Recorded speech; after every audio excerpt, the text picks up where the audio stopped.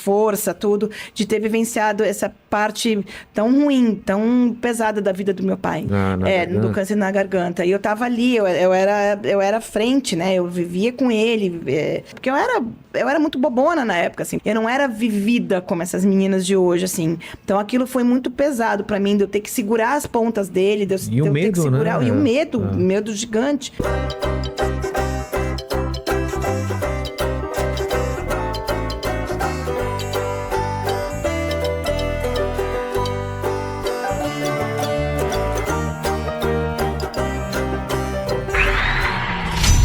Obrigado, Silvio. Agora eu vou te explorar, porque a gente sempre termina o programa com 3 perguntas aqui, mas antes eu quero que você conte mais bastidor de televisão, que eu amo essa coisa da televisão, assim.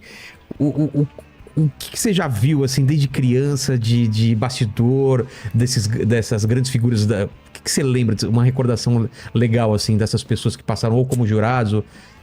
Cara, o Sérgio Malandro, eu até ia citar isso. Teve Sérgio aqui, Malandro, ele é incrível. Cara, que coração até eu não vou lembrar o nome do menino que fez o Sérgio, que faz o Sérgio na peça. Ele fez...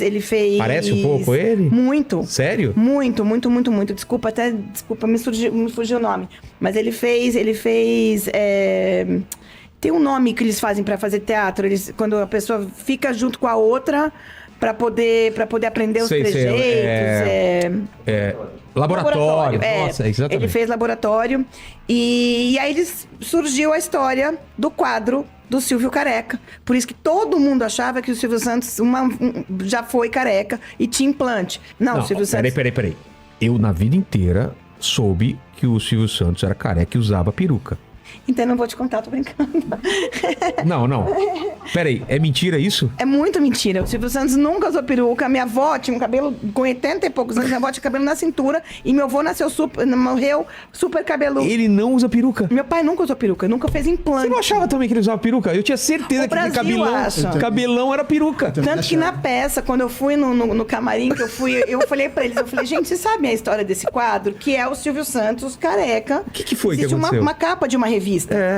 O que aconteceu? Eu cuidava do Sérgio Malandro, não era produtora nada dele. Como eu tava ali, eu era produtora do show de calouros. Ele fazia muita bagunça, ele me entregava as coisas pra entregar pra ele durante o programa. Entendi. E ele criou esse quadro, esse pôster, na época era um pôster, né? Que é aquela coisa, você manda fazer uma foto e cola numa madeira. Numa madeira. Ele fez uma montagem do Silvio careca. E aí ele colocou, então, o Silvio, que não tem cabelo aqui na frente, com um cabelinho aqui atrás. Tipo um mullet isso aqui. E aí todo mundo achou que o Silvio era careca. Na peça eles por causa disso, então, que veio esse papo? Que o Silvio Santos era careca. O Silvio Santos nunca foi careca. E na peça eles falam? Eles falam isso. Aí eu falei, gente, eu acho que vocês não sabem da história desse quadro. Aí eles ficaram, lembra que quadro? Eu falei, do Silvio careca. Mas isso não é verdade essa história? Eu falei, não, gente. Eu contei pra eles a história da montagem do Sérgio Malandro. 1900, imagina, tinha 16 anos. Em 80 e poucos. O Sérgio fez essa brincadeira. Falou, Silvio, eu trouxe aqui um quadro de presente pra você. E mostrou essa foto do Silvio careca. Daí que veio a lenda que ele era careca. Cara, o Sérgio Malandro devia ser um cara incontrolável, né? Deus do céu, ele era um vulcão, ele era o Tasmania em pessoa. Ele era muito elétrico. Ele veio aqui, cara, as histórias maravilhosas. Ele não para, né? E ele conheceu todo mundo, né? Conheceu todo mundo. Cena, história com Pelé, cena com... Cara, conheceu todo mundo, desde novinho também, né? Desde novinho. E aí a gente era em nosso meio, né? Nosso mundo. Iam pessoas na época, ia receber o troféu imprensa, o Roberto Carlos entrava ali. E tudo bem, era o Roberto Carlos, tudo bem. Entendeu? E o Pelé, iam pessoas que eram normais, né? Não tinha essa coisa de endeusar as pessoas, era o trabalho das pessoas. Exato. É que meu pai fala isso. O Silvio nunca se candidatou? Meu Deus, a prefeita e a presidente. E eu fiz campanha contra. Então, mas não foi pra frente, por quê? Porque ele foi impeachment, né, que deram pra ele, não que sei tiraram. Se impeachment, né? Não foi impeachment porque quando não não tinha se eleito, mas embargaram, alguma coisa assim desse nome. E você não queria? Não queria, eu fiz campanha contra. Eu acho que pra ele não seria bom, mega campanha contra. Por que não? Eu não ganharia nada com isso. Quer dizer, pro país, talvez ele seria legal porque ele queria fazer alguma coisa e tal, mas pra ele... Mas não é Porta da Esperança, né? E eu falei pro meu pai, você não tem... O Maluf mesmo falou, você não tem veia política, Silvio, cai fora. Vai chegar lá, você vai ser engolido. Você vai ser engolido, porque né, amo o presidente da República, não vamos falar de política aqui, mas não, claro que não. Amo muito, assim, porque, assim, é um trabalho muito árduo, né? Mas ele se candidatou a governador? Não, foi prefeito e presidente. Presidente, eu lembro na época, foi na época do Collor, que o Collor também tava... Foi. Eu lembro disso. E aí, como ele tava lá, tipo, 101%, claro. Né? Então, todo mundo que ia Silvio Santos. O Silvio Santos é candidato, ganha. Aí, ele fez tudo que mandou o figurino. Saiu da televisão, respeitou, tudo certinho, não sei o quê, mas... Daí acharam pelo em ovo. Com certeza. Acharam pelo em ovo. Com certeza. Uma sobrancelha, um pelo da sobrancelha que caiu ali na gema de ovo. E aí tiraram ele. O fio da peruca. Graças a Deus. O fio da peruca. Silvia, muito obrigado pelo papo, muito obrigado. A gente tá aqui celebrando sua história de vida, seu trabalho, mas eu sempre termino fazendo as 3 mesmas perguntas, que com você não vai ser diferente. Olhando pra trás, Silvia, qual foi o momento mais difícil da sua vida ou do seu trabalho? Não sei se você já falou um pouco sobre isso, ou se é alguma coisa que...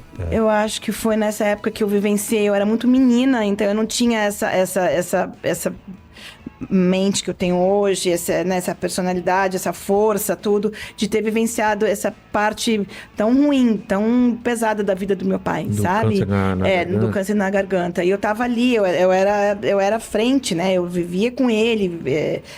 Então isso foi muito pesado pra mim, como criança, porque eu era muito bobona na época, assim, por mais que eu estivesse ali trabalhando, né, na televisão com ele e tudo, eu não era vivida como essas meninas de hoje, assim. Então aquilo foi muito pesado pra mim, de eu ter que segurar as pontas dele, e o medo, ter que segurar, né? E o medo gigante. Câncer, imagina, né? sabe? Era um câncer na garganta. Então, assim, ter que chegar pra trabalhar, empolgadíssima pra trabalhar e ver ele, sabe, sair mal ali, sair triste, sabe? Porque, poxa, tinham pessoas saíram da casa delas pra trabalhar e de repente ter que cancelar tudo aquilo, guardar aquele carro alegórico, sabe? Foi muito pesado esse momento na minha vida, assim.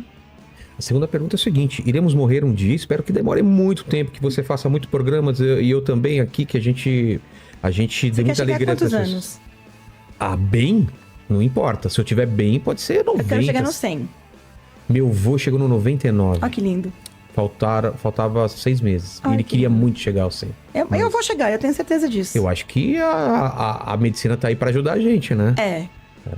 Mas os seus vídeos, os meus vídeos, tudo que seu pai fez, que a gente fez, vai estar por aí na internet. Em algum lugar do passado, né? E o pessoal pode voltar nesse vídeo aqui, daqui a 354 anos, e querer saber quais seriam as últimas palavras de Silvia Abravanel. Qual seria o seu epitáfio, sua frase de túmulo, assim?